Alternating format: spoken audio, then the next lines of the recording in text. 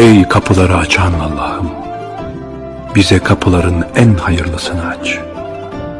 Ey halden hale çeviren Allah'ım, halimizi en güzel hale çevir. Ey kalpleri döndüren Allah'ım, kalplerimizi dinin ve taatin üzere sabit kıl.